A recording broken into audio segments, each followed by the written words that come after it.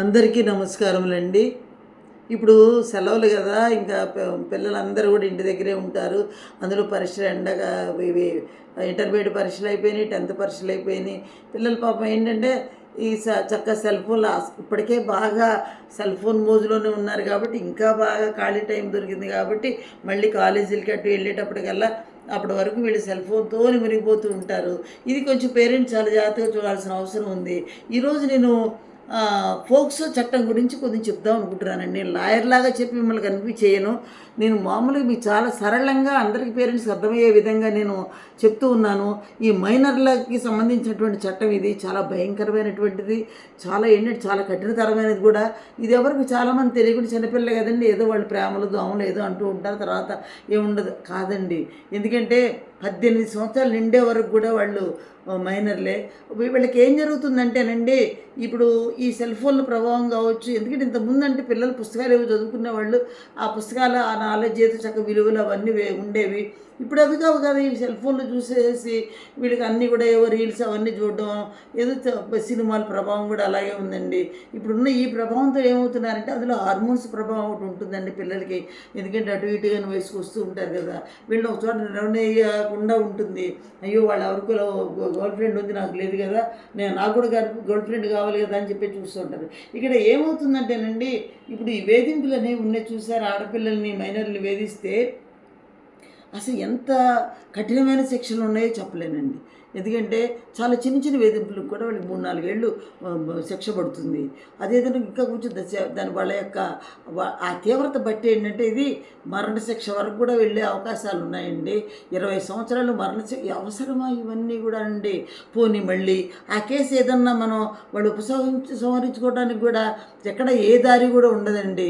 ఎందుకంటే ఎవరికి హక్కు కూడా లేదండి మీ కేసుని మేము విత్డ్రా చేసుకుంటామండి అంటే ఉండదు. అసలు ఈ కేసుల్లో చిక్కుకోవడం ఏంటి, ఇవన్నీ అవసరం మనకి.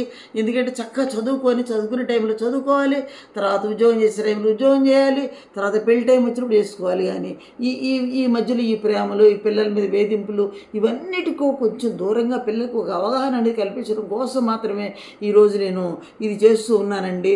ఎందుకంటే చాలామంది తెలియదండి, పోక్సో చట్టం ఎప్పుడు 2012 నుంచి ఎప్పటి నుంచి అమల్లోకి వచ్చిందండి. ఇది కూడా చాలామంది తెలియదు దీని గురించి.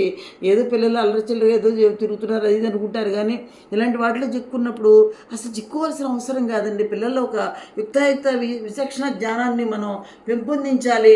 ఏది తప్పు, ఏది రైటు, ఎప్పుడు ఏం చేయాలి మనకు అనే దాని మీద వాళ్ళకి ఒక ఖచ్చితమైనటువంటి ఒక దృష్టి ఉండాలి. అవి లేనంత వరకు కూడా చాలా ప్రాబ్లం అయిపోతుందండి.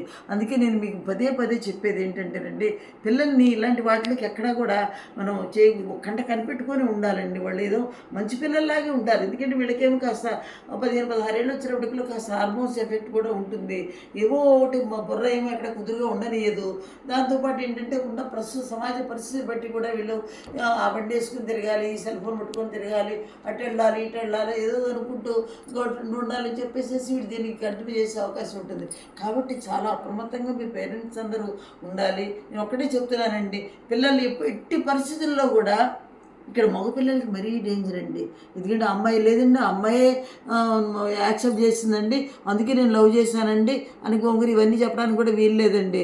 ఎందుకంటే ఇక్కడ చిక్కుపడిపోయేదంతా కూడా మగపిల్లలే. కాబట్టి నేనేమంటున్నానంటే అంటే ఆడపిల్లల్ని వాళ్ళనేమో నేను ఉండొద్దని చెప్పి ఎప్పుడు కూడా మంచి క్యారెక్టర్ బిల్డ్ చేసుకొని మనకి విలువలు అనే దాని మీద నిలబడినట్లయితే ఏ చట్టం కూడా మనం అసలు ఆ చట్ట పరిధిలో మనం వెళ్ళవండి. ఎప్పుడు కూడా అది గుర్తుపెట్టుకుంటే అసలు మనం వెళ్ళకూడదు అసలు. ఇప్పుడు ఎందుకంటే పోలీస్ స్టేషన్ ఉంటుంది, పోలీస్ స్టేషన్ మనం వెళ్ళకూడదు. అంటే వేరే ఏదైనా పనులతో వెళ్ళొచ్చు, కానీ పోలీస్ స్టేషన్ మనం ఎందుకు వెళ్తామండి, కేసు గురించి వెళ్తాం. అలాగే కోర్టులు కూడా ఉంటాయి, కోర్టులకు మనం ఎందుకు వెళ్ళాలి. ఇప్పుడు మనం ఏదన్నా అపరాధులుగా మాత్రమే మనం వెళ్తాం కదా, అవన్నీ వద్దని అలాంటి కూడా మనకు ఒక ఇంట్రెస్ట్ ఉండకూడదు అసలు.